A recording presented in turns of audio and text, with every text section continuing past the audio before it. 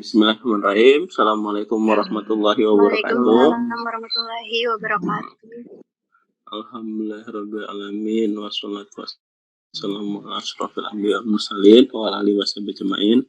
Asyhadu an la ilaha illallah, asyhadu anna Muhammadar Rasulullah. Allahumma shalli ala sayyidina Muhammad wa ala ali sayyidina Muhammad. Terima kasih ada rekan-rekan nih yang bergabung. Ini hari ketiga kalau sama acara M berarti ini hari keempat. Kita berbagi sharing-sharing di kegiatan ini ya, pagi. Harapannya nanti banyak manfaat yang kita dapatkan sesuai dengan materi yang saya berikan di pagi tadi itu. Hari ini kita akan sharing terkait perjurnalannya gitu. Kalau sebelumnya kita ngomongin Scopusnya, sekarang kita ngomongin perjurnalannya gitu. Ini saya akan share. Nah, kelihatan teman-teman? Kelihatan. Kelihatannya? Oke. Saya akan bahas. Jadi, poin pertama, saya akan menceritakan histori atau perjalanan suatu jurnal itu sedemikian sehingga bisa terindeks oleh Scopus. Jadi teman-teman tahu kalau sebenarnya jurnal itu sendiri berproses gitu untuk bisa terindeks oleh Scopus. Ini kebetulan saya dapat datanya dari tadi subuh itu saya cari-cari sebagai contoh gitu ya. Ini jurnal namanya Sains Tanah. Ini jurnal dari Universitas Negeri 11 Maret. Dia menyatakan kalau dia itu diterima di Scopus gitu. Kalau teman-teman lihat ini kan pasti yang pertama dilakukan adalah langsung buka scopus.com atau buka skimagojr.com terus cek Sains Tanah enggak gitu. Kalau teman cari ya sampai kapanpun nggak akan ketemu gitu. Wah, berarti ini jurnal tipu-tipu, berarti dia tulis di sini Scopus padahal dia nggak terindeks Scopus. Ternyata tahapan awal jurnal terindeks Scopus adalah dia melakukan submission ke scopus.com. Ada tahapan yang banyak lah. Nanti pengelola jurnal tuh ngomongin pengelola jurnal. Dan alhamdulillah akhirnya si jurnal ini, dan saya dapat trackingnya, dia submit Agustus 2019 ke Scopus. Ini di tracingnya.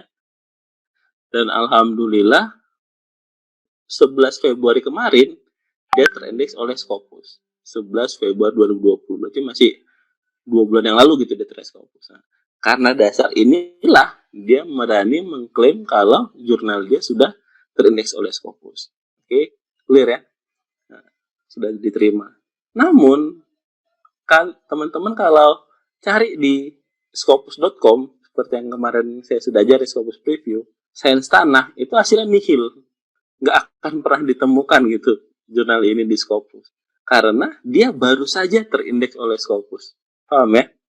Tapi teman-teman harus yakinkan, udah Scopus ini, submit aja ke sini gitu kalau emang sesuai dengan bidang Bapak Ibu. Karena ketika dia sudah terindeks oleh Scopus seperti ini, dan diterima, maka untuk edisi kedepannya dia akan terindeks oleh Scopus. Nah, begitu ya ceritanya. Tapi untuk anak itu ada prosesnya. Ini saya sedikit cerita pengalaman di JME. JME itu, ini saya udah historinya, dinyatakan accepted oleh Scopus seperti ini, dinyatakan keterima seperti ini, itu 8 September 2018. Oke. Terus September, Januari 2019, oke. September, Oktober, November, Desember, Januari. Berarti 5 bulan kemudian, 10 Januari 2019, kami baru dikirimin form. Ada namanya form komitmen, kayak ya pemberian data lah gitu kira-kira, dan pernyataan kalau Scopus boleh mengambil metadata dari jurnal kita. Pemberian seperti itulah kira-kira. Ada form yang harus kita isi 10 Januari 2019. Oke? Itu diisi oleh Profesor Julkardi pada saat itu selaku editor in chief. Terus di hari yang sama juga, cuman malamnya kayaknya, beliau langsung diselesaikan dan kita kirim lagi ke pihak Scopusnya. 3 hari kemudian, tanggal 12 Januari 2019, baru ada confirm dari pihak sana kalau mereka sudah mulai mengcrawling, mengambil data dari jurnal kita untuk artikel-artikel di jurnal kita untuk masuk ke database mereka. Itu 12 Januari. Selanjutnya, tanggal 26 Februari, sebulan kemudian, mulailah artikel kita masuk ke database-nya Scopus. Namun, karena kita dinyatakan diterimanya tadi September 2018, ternyata data yang masuk ke Scopus itu starting mulai 2018 ke depannya. Jadi data volume 2018 masuk, terus yang 2019 yang edisi Januari sudah mulai masuk gitu. Nah, terus tanggal 26 Februari itu setelah masuk, kita berpikir kayaknya nggak adil gitu, kok yang edisi sebelumnya kenapa nggak masuk gitu, kenapa yang masuk cuma ini. Akhirnya kita coba nego istilahnya, kita lanjut mengajukan banding, kita kirim email dengan argumen-argumen tertentu, dan ternyata alhamdulillah tanggal 4 Maret pagi itu kalau nggak salah tuh fail, nggak boleh gitu. Dari pihak Scopus nggak bilang nggak boleh, karena bilang nggak bisa, yang bisa kita indeks sejak 2018 ke depan. Tapi kita nggak patah arah, kita email lagi ke di email yang berbeda gitu. Tapi kan ada beberapa sumber tuh di Scopus, ada bagian ini, nah kita cobain satu-satu. Di hari yang sama juga ada yang membalas dari salah satu departemen itu belum diterima sih, cuman ada lampu hijau yang harus kita siapkan bla bla bla. Terus saat itu juga kita lengkapi semuanya. Tanggal 5 Maretnya, ini saya catat historinya, alhamdulillah accepted. Jadi tanggal 5 Maret itu kita dapat email kalau JME boleh diambil datanya dari edisi perdana dari 2010. Nah, makanya alhamdulillah di sini kemarin saya sudah tunjukkan ya. Nah, maka di sini JME itu kelihatan di sana. Di sini JME kelihatan coverage-nya sejak 2010 sampai sekarang. Walaupun dinyatakan diterimanya sejak 2018 gitu. Nah, itu kira-kira historinya. Jadi Bapak Ibu bisa bayangkan suatu jurnal ketika dia sudah diterima oleh Scopus, untuk masuk data pertama kali itu berapa bulan kemudian? September, Oktober, November, Desember, Januari, Februari. 6 bulan kemudian baru artikel-artikelnya masuk ke database-nya Scopus. Oke, itu yang level 1. Yang level 2. Ini jurnal ada namanya International Journal of Evaluation and Research in Education. Oke, ini tahapan kedua ya. Setelah tahapan pertama tadi dia data sudah keterima, tapi belum bisa kita cari database Scopusnya. Tahapan kedua sudah keterima juga. 6 bulan kemudian, tadi yang saya bilang seperti JME tadi, itu kalau udah dicari di Skimago, di Scopus.com juga tetap nggak ada gitu. Tapi karena database-nya sudah masuk, saya kan pernah nulis publish di jurnal ini, itu di profil saya sudah ada jurnalnya gitu. Oke, di tahapan kedua, jurnal itu terkait Scopus, artikel kita sudah masuk ke database-nya, tapi kalau kita cari di Scopus.com, dia juga belum ada gitu. Clear ya? Clear. Terus, tahapan ketiga adalah sudah masuk ke database-nya Scopus semuanya, terus sudah bisa dihitung datanya. Nih, datanya. Jadi, jumlah citasi tahun 2019 dibagi dokumen dari 2016 sampai 2018. Berapa dokumen? Ini contoh cakrawala pendidikan. Cakrawala pendidikan ini sama kita dulu JME itu diterimanya lebih duluan mereka. Selisih bulan lah gitu. Jadi, tapi saya kurang tahu bagaimana pengelolaannya. Beliau tidak mendapatkan, mungkin nggak mengaji atau gimana, nggak dari awal gitu. Jadi startnya sejak 2018 sampai ke depan. Berbeda dengan kita di JME, startnya bisa dari 2010 sampai sekarang. Akibatnya apa? Akibatnya database yang masuk di sini tidak bisa menghitung, kemarin kita sudah belajar, yang set score, yang 3 tahun terakhir. Makanya di sini nilai masih 0. nggak ada nilainya. Oke, ini tahapan ketiga. Setelah melewati fase ini, berarti dia butuh 3 sampai 4 tahun data terbaru, berarti 18, 19, 20, 2021 mungkin, 2021 mungkin dia baru punya nanti yang namanya set score di sini. Gitu. Terus kenapa JME bisa punya set score padahal keterimanya bareng gitu? Karena data yang masuk ke database Scopus itu kita sejak 2010. Jadi secara rumus kalkulasi kita sudah banyak data kita sudah seolah-olah sudah punya 8 tahun gitu terakhir masuk ke sini gitu. Clear ya? Nanti tahapan ketiga adalah ini core snip-nya gitu. Ini mungkin butuh berapa tahun atau berapa bulan kemudian gitu baru muncul core snip-nya.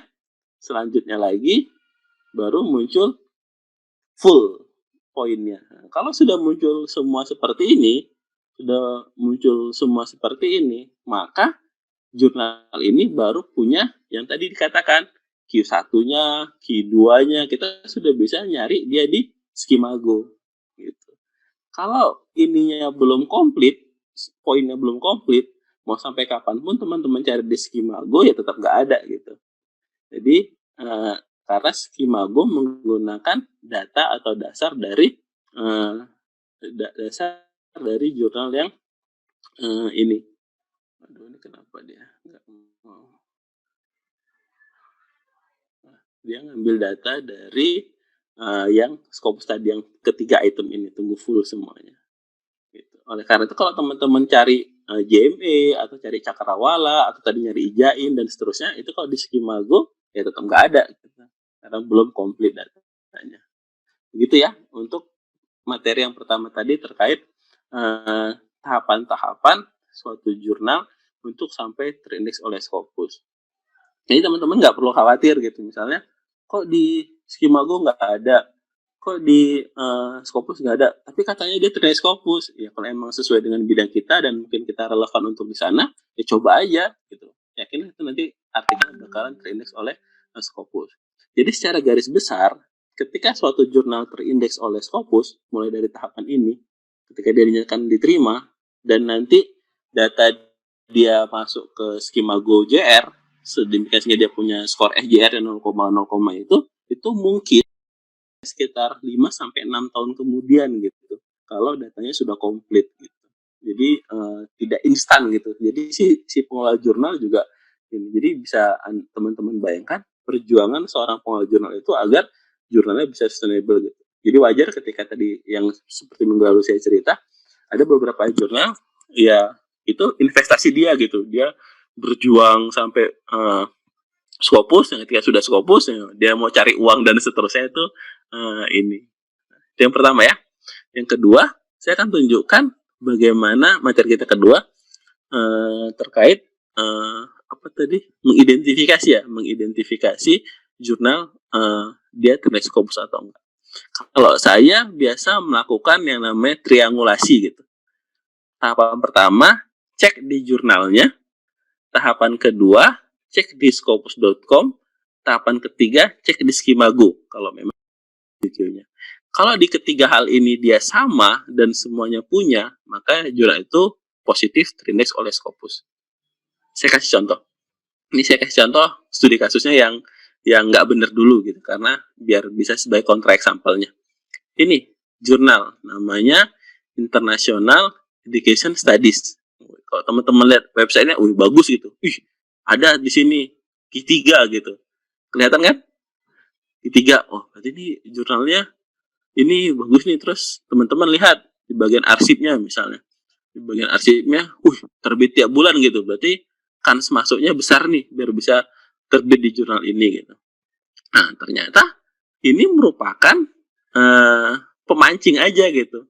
Ketika kita cek di, kan tadi saya sebelum triangulasi ya, cek tiga-tiganya.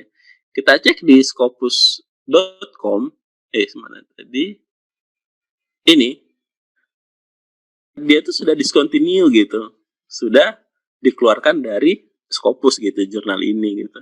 Jadi jangan terkecoh gitu, walaupun di websitenya dia tetap dituliskan itu. Ternyata dia cuma sampai 2015 doang terindeksnya gitu. Setelah itu dia tidak terindeks lagi. Dan ketika ini diklik, dia lari ke Skimago. Benar ada di Skimago JR, tapi statusnya di cancel gitu. Sejak 2015 di cancel atau tadi discontinue. Berarti positif, jurnal ini mau sampai kapanpun teman-teman lihat database-nya Scopus. Gitu ya, jadi triangulasi, cek tiga-tiganya. Jadi jangan terkecoh mentang-mentang ada ini ya, ternyata dia nggak salah juga nampilin ini, karena ini sampai 2015 doang gitu, setelah itu nggak lagi. Gitu. Tampilannya. Terus kalau teman-teman pelajari mungkin, kenapa sih ini jurnal bisa didepak sama Scopus gitu? Kalau saya melihat, mengasumsikan, tadi ilmunya kita sudah di awal tadi saya bilangnya, kalau dia terindeks Scopusnya sejak 2012 sampai 2015, ada kemungkinan dia dinyatakan diterima untuk seperti ini, maksudnya diterima seperti ini, ada kemungkinan dia sekitar tahun 2012 atau mungkin 2013 gitu, kemungkinan. Nah, ternyata kalau kita lihat histori di jurnalnya, ini kita lihat di arsipnya, teman-teman bisa lihat. Nah nih, berarti kan dia masih berjuang kan, lihat nih. 8, 9, 10, inilah mungkin artikel-artikel yang dia submit untuk pengajuan ke Scopusnya. Masih normal ya. Mungkin di sini dia berjuang lah, dibuat papernya bagus dan seterusnya gitu. 2011 atau 2012, di sini kalau lihat dari coverage-nya ini, bisa dikatakan mungkin di 2000, kan biasa proses review itu bisa setahunan gitu ya. Di sini mungkin dia ada tanda-tanda positif, di sini dia diterima, clear ya, atau di akhir tahun ini dia diterima. Ketika diterima, teman-teman lihat langsung setahun jadi 6 kali. Jika sudah diterima ya, 2013 langsung tiap bulan dia terbit, oke, tiap bulan dia terbit. 2014 lebih gila lagi. Ya, berarti kan saat ada cari keuntungan tadi kan, lihat 2015 ya sampai 2015 tuh teman-teman lihat. Dan teman-teman bisa lihat di sini, kalau kita cobalah kita cek nih salah satu isunya gitu. Dalam satu terbitan cukup banyak ya, ini masih normal lah segini, masih normal, tidak terlalu banyak kalau seperti ini. Tapi dia jadinya terbitannya makin banyak gitu. Ini malah 13, bayangin. Padahal setahun cuma ada 12 bulan ya, ini malah 13. Itu 13 isu per ini. Udah. Setelah dia 2015 didepak oleh Scopus gitu, ternyata dia tidak kendor gitu. Ya mungkin orang banyak yang kejebak gitu gara-gara ditulis ini gitu. Terus sampai sekarang ini masih eksis sampai sekarang gitu, jurnal ini. Contohnya ya, jadi dia tetap bisa meraup banyak artikel. Kedua, ini contohnya Advanced Science Letter. Ini juga. Kalau melihat historinya 2017, berarti dia mungkin terindeks Scopusnya datanya ya di tahun-tahun 2019-2020 lah gitu ya, di awal-awal di sini. Teman-teman lihat pergerakannya, wih, bombastis sekali kan, sampai 2000, padahal awal cuma 93. Terus kalau kita lihat di websitenya, benar nih, di awal-awal 2000 itu dia masih normal nih, setahun 2 kali, 4 kali, masih normal kan. Tapi ketika dia sudah terindeks oleh Scopus 2010 tadi, di sini langsung 2011-nya, wih, menggila, banyak sekali artikelnya, banyak itu. Sampai ketika dia sudah terdepak dari Scopus, isunya mulai nggak jelas nih. 2019 nomor 2 juga belum ada gitu. Padahal sekarang udah 2020 gitu ya. Harusnya kan dia ini, karena dia sudah nggak punya artikel lagi gitu. Karena kan ya kebanyakan orang kan sudah mikir ke arah sana. Contoh. Ini cek contoh lagi yang ketiga. Ini jurnal-jurnal yang sudah terdepak dari Scopus. Teman-teman bisa lihat nih. Di awal kalau dia 2016 masuk, berarti dia kemungkinan 2015-14 dia submit, dinyatakan diterimanya sekitar 16-17, ini masih normal. Setelah itu, wah, benar-benar cari keuntungan sampai 5.000. Teman-teman bayangkan, 2018 5.000. Kalau kita lihat di websitenya, benar. Jadi dia mensiasatinya dengan adanya special issue gitu. Nih, Ada reguler, ada spesial. Ketika reguler tetap normal setahun 4 kali. Tapi ketika dia dipaksa sama Scopus langsung nggak jelas ya, itu tiba-tiba di sini ada, di sini nggak ada, jadi udah makin galau deh terbitannya. Normal, seolah normal. Tapi kalau teman-teman lihat di bagian tadi,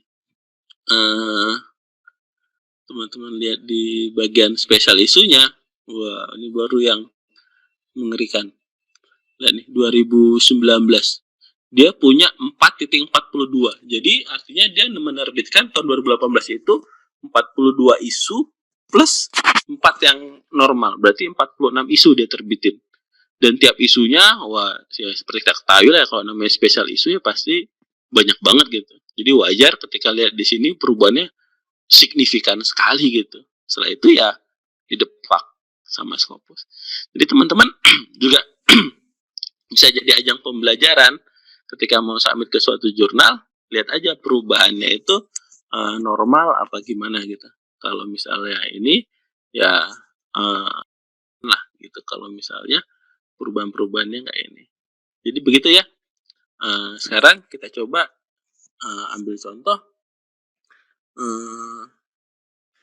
misalnya ini salah satu jurnal, mungkin inilah yang sekarang lagi ini, misalnya Elementary Electronic of Elementary Education. Nah ini misalnya, ini kita lihat di jurnalnya dia bilang terindeks oleh Scopus gitu ya. Aduh, salah page.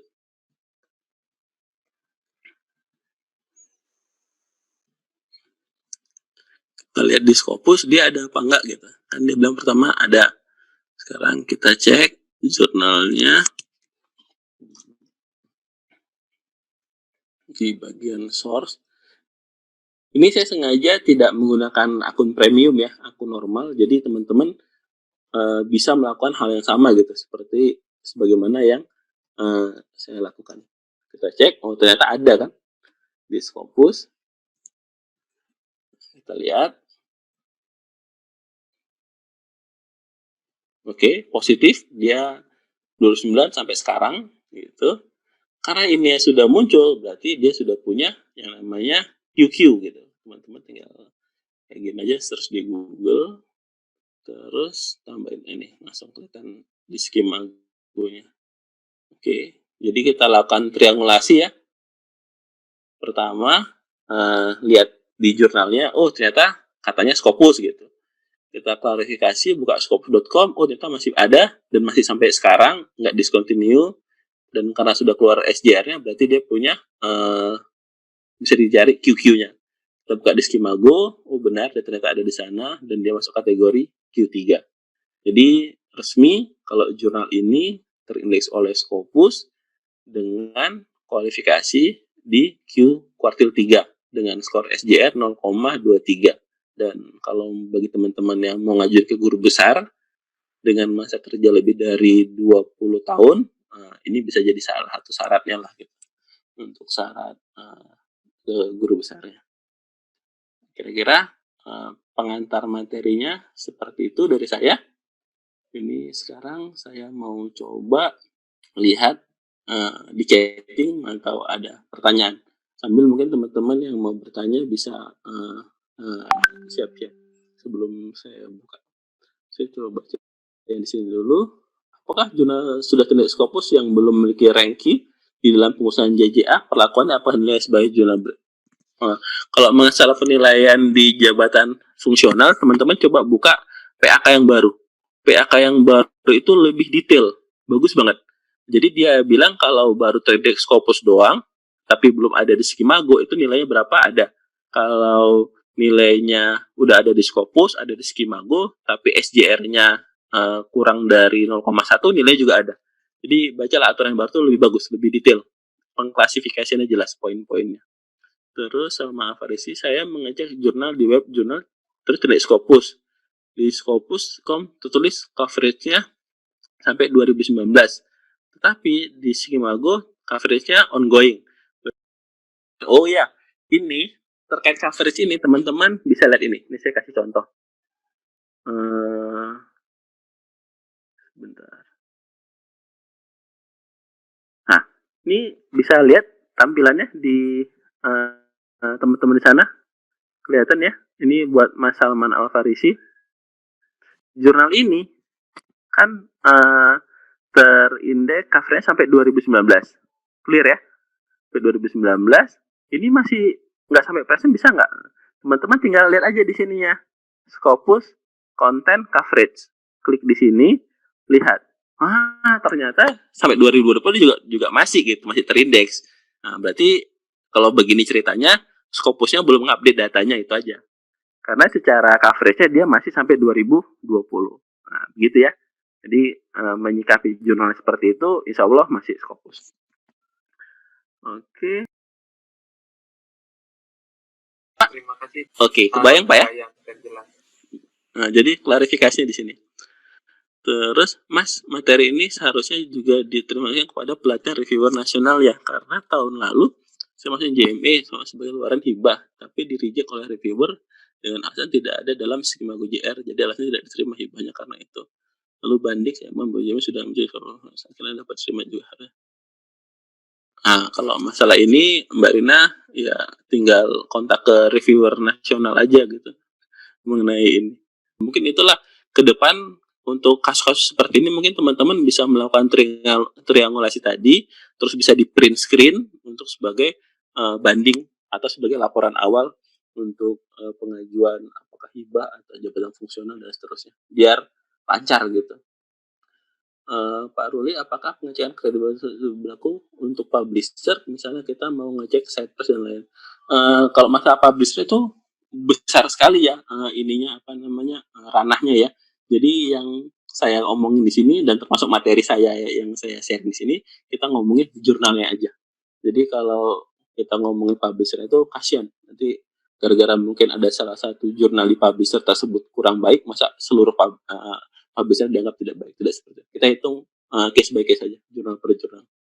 Pak Amin, maaf saya baru gabung, apakah tiap pertemuan di record? Aduh, kalau merecord Mas Pak Amin, seperti yang saya bilang di awal tadi, kapasitas laptop saya cuma 128 GB, jadi kalau saya rekam terus jebol laptop saya. Tapi ada teman, nanti dia yang ngerekam dan nanti di-share. Biasa di sore atau malam nanti beliau sudah dibuat rapi. Nanti bergabung aja di grup yang ada di chattingan itu, nanti info-info ada di sana. Dan beliau juga yang membuatnya. Terima kasih banyak nih Pak Saebul Ahyan dari Amjanwadi Selong.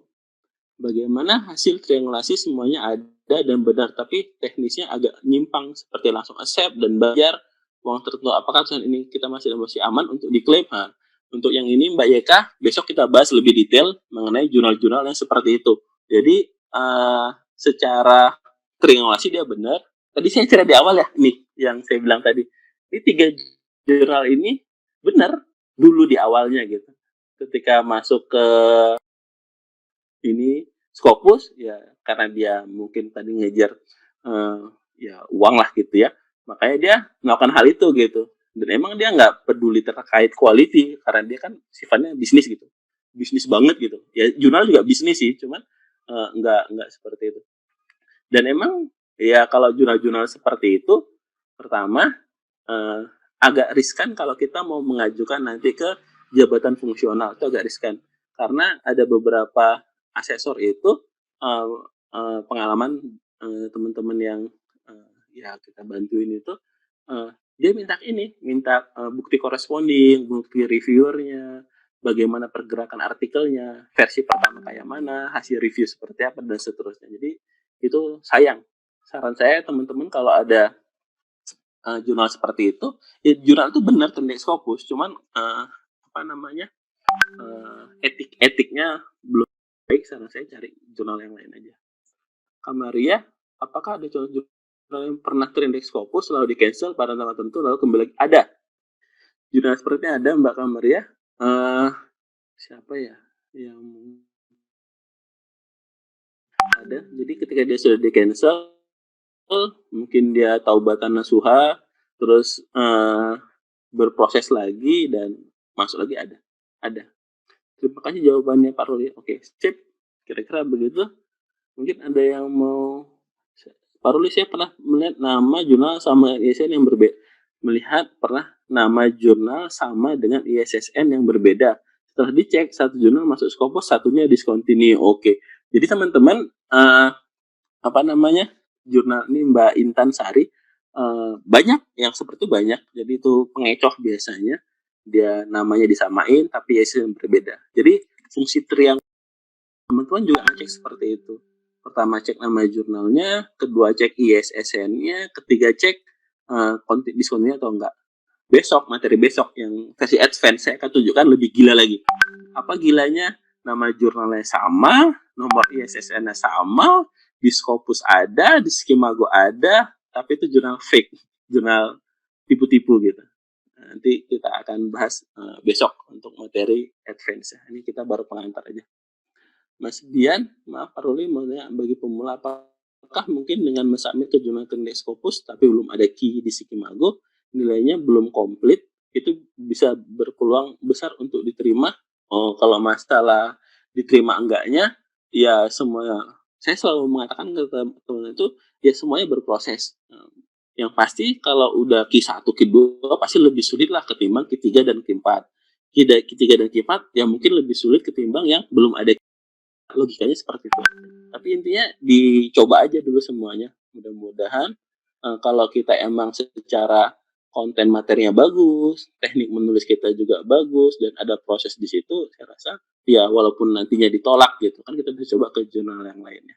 Untuk materi penulisan nanti kita start mulai hari Minggu ya. Hari Minggu kita mulai start, saya akan bedah satu persatu, mulai dari bagaimana membuat judul, membuat abstrak, pendahuluan sampai nanti ke daftar pustaka dan lain sebagainya. Jadi insya Allah mudah-mudahan sampai selesai materi ini, sampai H-1 Lebaran, mudah-mudahan teman-teman punya gambaran lah bagaimana secara komprehensif ya.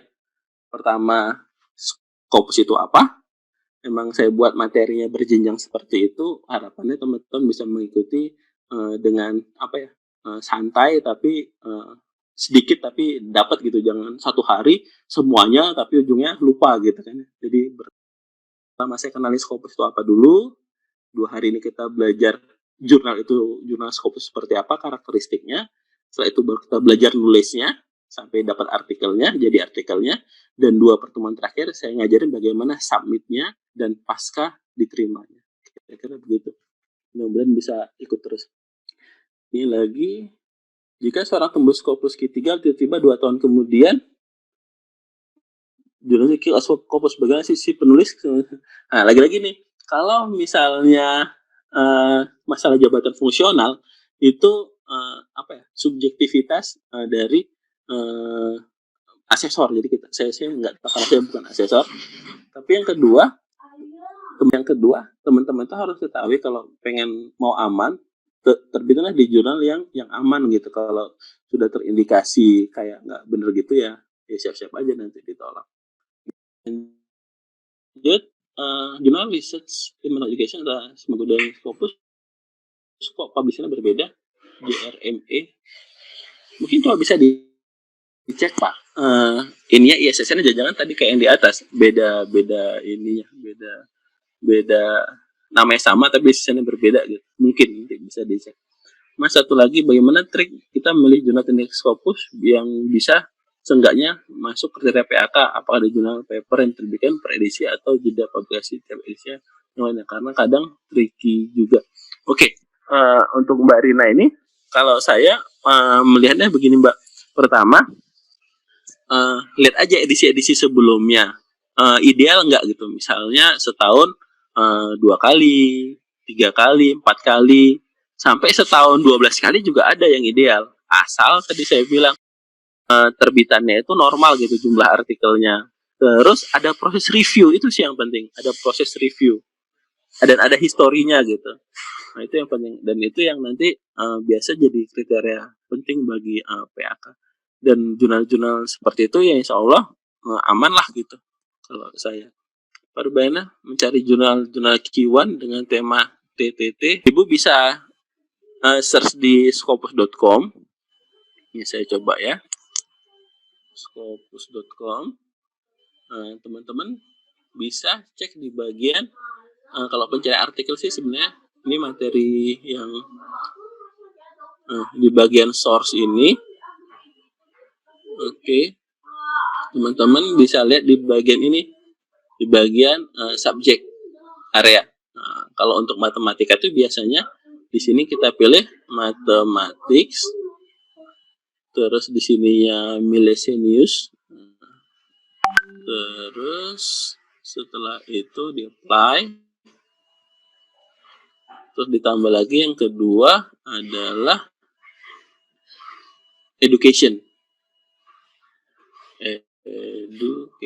Nah, nih.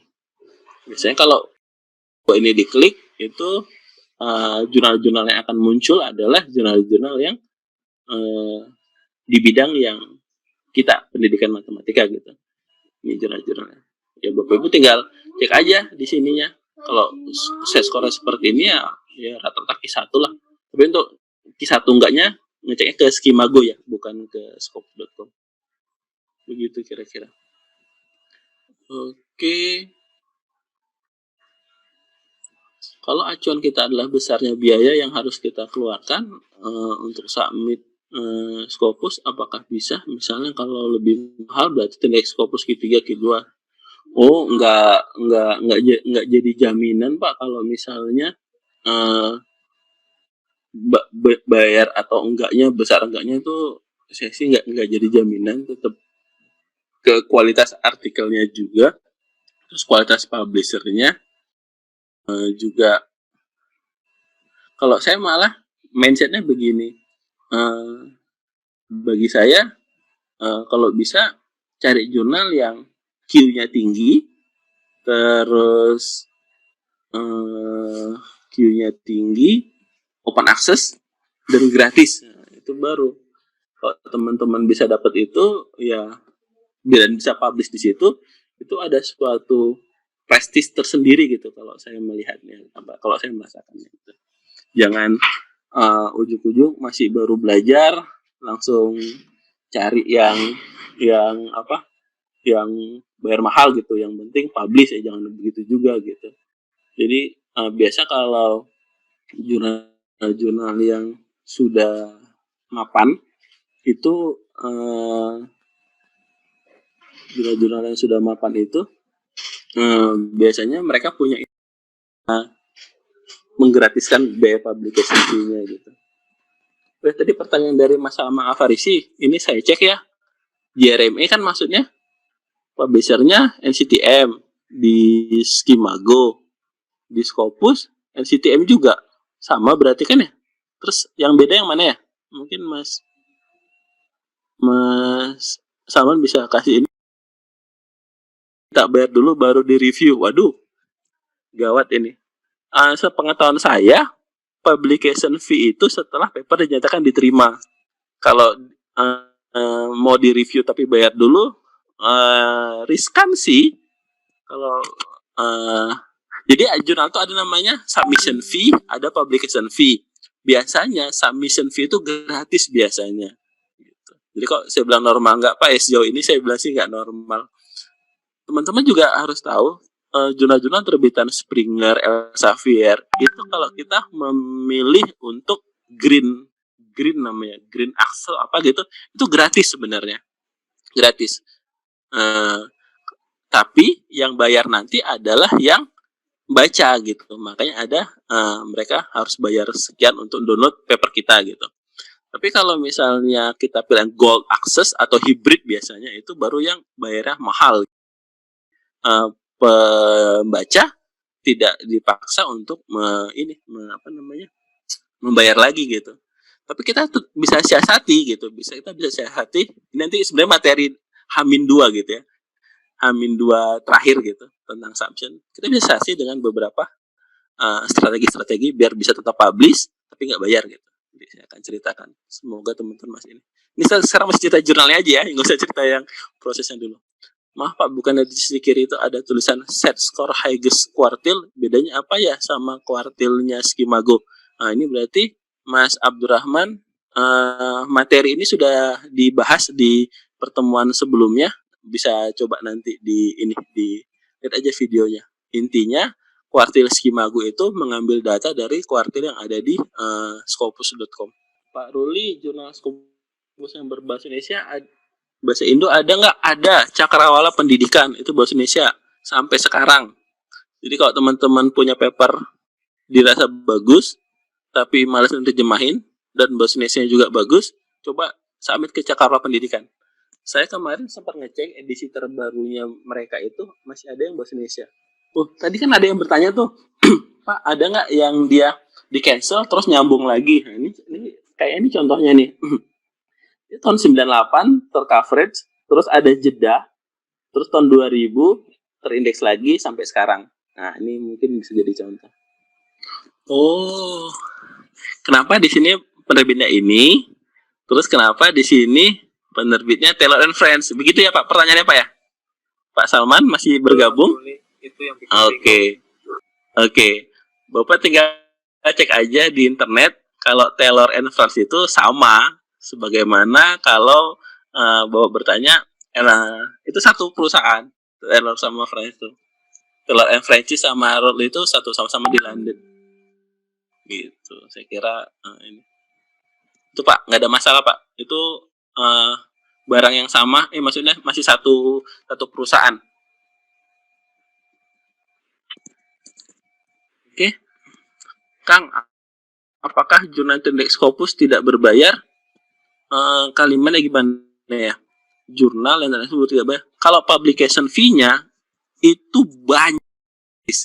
Tinggal teman-teman mau nggak berusaha untuk ini. Ini saya kasih contoh nih. Ini saya baru submit tadi malam. Mohon doanya mudah-mudahan keterima. Educational. Teman-teman lihat publishing fee-nya. There is no submission or publishing fee. Artinya gratis. Jadi teman-teman kalau mau punya paper tentang pendidikan, biasa submit ke jurnal ini Q3 dan SJR-nya lumayan 0,209. Nah, mau ke guru besar nih yang masa kerja lebih 20 tahun bisa lah untuk kalau mau ke sini. Gitu ya. Masih banyak teman-teman, tinggal cari aja pelan-pelan. Minta rekomendasi jurnal dari Scopus untuk pendidikan matematika yang baik namun terjangkau harganya. Ini bisa coba ke sini. Ini bukan terjangkau tapi ya gratis gitu. Ini jadi teman-teman kita bisa ngambil rumpun ilmu itu misalnya tentang pendidikan matematika gitu. Kalau misalnya jurnal itu kan kadang sangat spesifik banget, ada yang langsung pakai nama jurnal pendidikan matematika gitu. Tapi kita juga bisa mengambil rumpun ilmu pendidikan gitu. Itu pertama. Kedua, teman-teman bisa search di sini misalnya mathematics education, search gitu di jurnal tersebut gitu. Ternyata ada juga nih beberapa paper terkait pendidikan matematika yang terbit di jurnal ini gitu. Banyak malahan. Artinya apa? Ya kita punya kans peluang untuk bisa diterima juga di jurnal ini. Kira-kira begitu. Kalau mau spesifik ya pendidikan matematika, ya tinggal cari aja nanti di scopus.com atau di Skimago, terus dicekin satu persatu. Ini saya masih menemukan paper yang masih dalam bahasa Indonesia gitu, dan itu diterima gitu. Dan sebagai catatan, jurnal ini dan terindeks oleh Scopus gitu. Kita punya waktu lebih kurang 10 menit lagi untuk sesi hari ini. Mudah-mudahan teman-teman dapat bayangan bagaimana jurnal-jurnal yang terindeks oleh Scopus seperti apa. Untuk besok nanti saya akan coba bahas lebih detail lagi terkait tadi kayak hijack jurnal, terus jurnal-jurnal palsu, dan biar teman-teman nggak salah lah gitu. Kasihan, sayang kan kadang sudah sampai bayar mahal-mahal, ternyata jurnal abal-abal gitu kan. Pak Ruli, saya mau submit di Scopus. Bu, ibu nggak bisa submit di Scopus, Bu. Submitnya ke jurnalnya, bukan di Scopusnya. Kalau jurnal baru submitnya di Scopus. Nah, apa boleh Pak Ruli di-review dulu artikel saya? Waduh, saya tidak ada waktu, Bu. Di ini aja. Nanti untuk artikel kita nanti materinya dimulai hari Minggu sampai hari terakhir. Kalau teman-teman sudah punya draft papernya, disiapkan aja deh, kita bedah di situ. Saya akan kasih ini. Pak Ruli, bagaimana trik untuk publish di jurnal terindeks Scopus perdana? ya submit aja papernya gitu, submit papernya, yang mudah-mudahan diterima. Kalau nggak diterima ya coba lagi ke jurnal yang lain lagi, coba-coba terus. Kalau artikel ahead of print maksudnya gimana, boleh apa ya artikel ahead of print? Ini Mbak Novi, saya juga nggak tahu nih Mbak Novi maksudnya seperti apa. Yang saya tahu biasa ada namanya artikel in press, ada namanya online first. Nah, kayak gitu biasanya. Kalau ini ahead ini saya kurang belum tahu. Itu kira-kira teman-teman yang lain demonstrasi proses submit dong Pak. Nanti di H-2 sebelum terbit, H-2 sebelum Lebaran, insya Allah saya ajarkan. Karena materi yang saya berikan ini benar-benar step by stepnya. Pertama, kedua kemarin kita ngomongin tentang Scopus itu apa. Hari ini sama besok kita akan bahas tentang jurnal-jurnalnya. Hari ke-5 sampai hari ke-10 kalau nggak salah ya, itu kita belajar nulisnya. Nanti 2 hari terakhir kita belajar submit sama pasca submit. Baru apakah harus mempunyai akun terbaru untuk men-submit jurnal Scopus? Tergantung jurnalnya. Kadang ada jurnal yang by email, jadi kita submitnya by email. Ada jurnal submitnya by system. Kalau submitnya by system, berarti kita harus punya akun dulu. Begitu kira-kira. Pak Ruli, pernah nggak di-reject di jurnalnya Internet Scopus? Ya, saya bilang sih ya banyak gitu, sudah bosen. Ini ada Pak Beni di sini. Kita ada berapa kali di-reject Pak Beni? Aduh. Ya, tapi tetap semangat lah. Reject ya revisi, ubah-ubah dikit, tambah-tambah dikit, submit lagi. Reject lagi ya ubah-ubah lagi, tambah-tambah lagi. Gitu aja kali sampai dia accepted. Apa namanya beda? Yaitu biasa Pak, ada nama Inggris, ada nama apa namanya? Nama Turki, karena ini jurnalnya juga itu. Nggak ada masalah kalau terkait itu.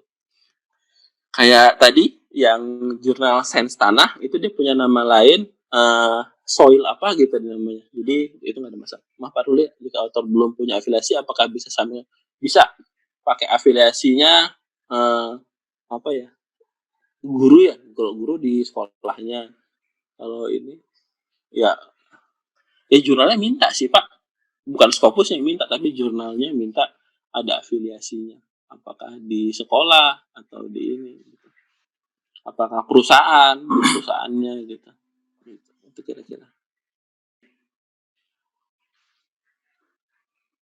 Nama jurnal bahasa Indonesia jika akan di indeks SC atau Scopus, apakah perlu dalam bahasa Inggris?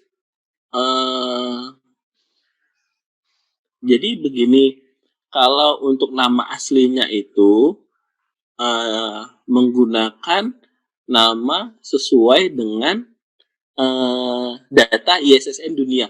Nah, teman-teman bisa cek jurnal Bapak Ibu apa jurnal apapun, ada namanya issn.org, saya nggak salah itu. Coba cek ini. Jadi itu nama yang diajukan ketika mengajukan submission ke jurnal indeksasi. Gitu. Karena kalau indeksasi dunia itu menggunakan database dari itu. Kalau Indonesia, Sinta atau Arjuna menggunakan database LIPI. Tapi kalau dunia ada websitenya, coba aja dicek. Gitu. Soalnya baru-baru mungkin ada nggak di sini Pak Wahyu Hidayat, jurnalnya beliau itu kalau di Ristek Dikti itu namanya Infinity Journal apa Jurnal Infinity gitu. Tapi kalau di dunia itu nama jurnalnya Infinity doang. Nah, jadi makanya kemarin ketika submit ke Scopus pakai nama sesuai nama yang terdaftar di database internasional. Sambil mau doain nih sama teman-teman semua nih, mudah-mudahan Infinity bisa lolos Scopus, jadi bisa dampingin JME gitu ya sebagai alternatif. Amin. Amin. Apakah ada pengalaman ketika di reject tertentu kita nggak bisa publish di jurnal itu lagi, bisa dikatakan di blacklist? Nggak ada sih, nggak ada. Kalau yang pasti, kalau artikel yang sama jelas lah di reject lagi pastinya. Tapi kalau misalnya di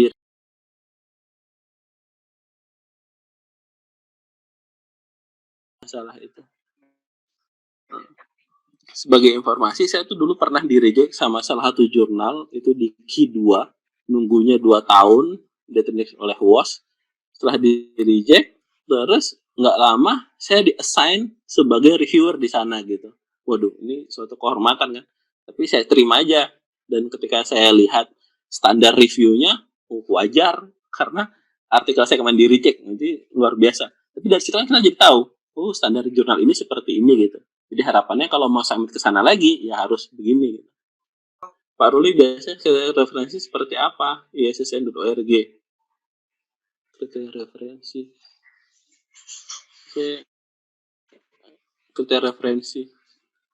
Kalau saya sih biasanya kalau nulis paper yang di jurnal Trindex Scopus itu, kalau emang kita targetnya ke Scopus, maka referensinya di jurnal-jurnal yang Trindex Scopus.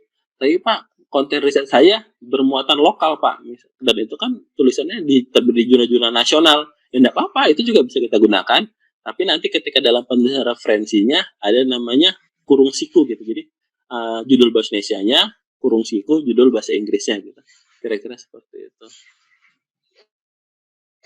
Kalau Emerald, SFA itu masuk apa ya namanya ya? Itu namanya penerbit. Mulai jurnal atau apa, maaf ya masih pemula. Dan belum pernah suka mengambil dari keduanya. Kalau Emerald, Elsevier, Springer, Taylor and penerbit jurnal. Perlu paperbacknya ditranslate atau translator atau bagaimana? Ya, kalau memang kemampuan bahasa Inggris kita bagus ya di translate sendiri aja. Kalau mau sama translator, lagi-lagi saya katakan, kan sekarang banyak ya jasa-jasa translate dan seterusnya. Ya teman-teman harus bisa pastikan mereka-mereka bidang keilmuannya mungkin ya harus sama dengan kita kan, soalnya kadang ada istilah-istilah tertentu yang ini ya, istilah-istilah tertentu yang apa namanya, yang mungkin tidak semua orang bisa memahami.